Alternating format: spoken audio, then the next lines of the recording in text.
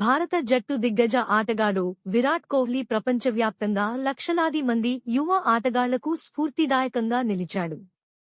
మే 12న test cricket నుంచి retire అయిన ఈ బ్యాట్స్మన్ ఇప్పుడు వన్డే క్రికెట్లో మాత్రమే టీం ఇండియాకు ప్రాతినిధ్యం వహించనున్నాడు. విరాట్ కోహ్లీ 36 ఏళ్ల వయసులో రిటైర్మెంట్ ప్రకటించాలని నిర్ణయించుకున్నాడు. అతను మరికొన్ని సంవత్సరాలు టెస్ట్ క్రికెట్ ఆడగలిగేవాడని చాలామంది అనుభవజ్ఞులు భావిస్తున్నారు. ప్రస్తుతానికి టెస్ట్ క్రికెట్ నుంచి రిటైర్ అయినందుకు విరాట్ కోహ్లీ చింతించకపోవచ్చు.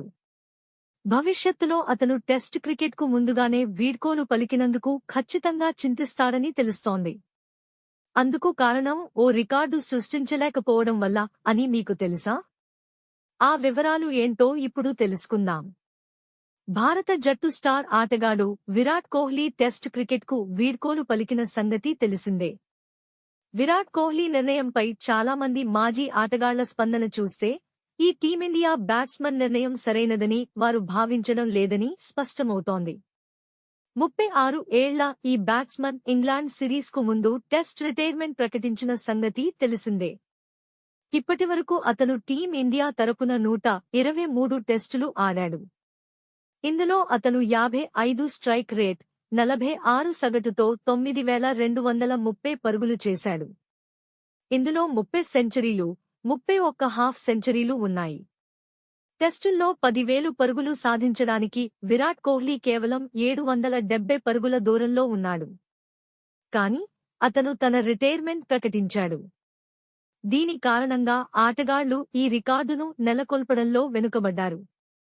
విరాట్ కోహ్లీ టెస్ట్ క్రికెట్ ఆడటం కొనసాగిస్తే అతను సులభంగా 10,000 టెస్ట్ పరుగులు చేసిన భారత బ్యాట్స్మన్గా మారేవాడు. కానీ రిటైర్మెంట్ ప్రకటనతో ఈ ప్రత్యేక రికార్డును సాధించే అవకాశాన్ని కోల్పోయాడు. భారత క్రికెట్ జట్టు తరపున టెస్ట్ ఫార్మాట్లో 10,000 పరుగులు చేసిన రికార్డు కేవలం 3 భారతీయ ఆటగాళ్ల పేరిట మాత్రమే ఉంది. ఇందులో సచిన్ టెండూల్కర్, రాహుల్ ద్రవిడ్, సునీల్ గవాస్కర్ పేర్లు ఉన్నాయి. అయితే విరాట్ కోహ్లీ కేవలం 205 ఇన్నింగ్స్లలో వన్డే ఫార్మాట్లో 10,000 పరుగులు సాధించాడు. ఈ విషయంలో అతను అనేక రికార్డులను బద్దలు కొట్టాడు. టెస్ట్, వన్డే రెండింటిలోనూ 10,000 పరుగులు సాధించిన ఘనతను సచిన్ టెండూల్కర్, రాహుల్ ద్రవిడ్ మాత్రమే సాధించగలిగారు. కొంతకాలం తర్వాత విరాట్ కోహ్లీ టెస్ట్ల నుంచి రిటైర్ అయి ఉంటే ఈ ప్రత్యేక రికార్డు అతని పేరు మీద కూడా ఉండేది. ఈ రికార్డు విరాట్ కోహ్లీ పేరు మీద లేకపోవడం పట్ల అతని అభిమానులు విచారం వ్యక్తం చేస్తున్నారు.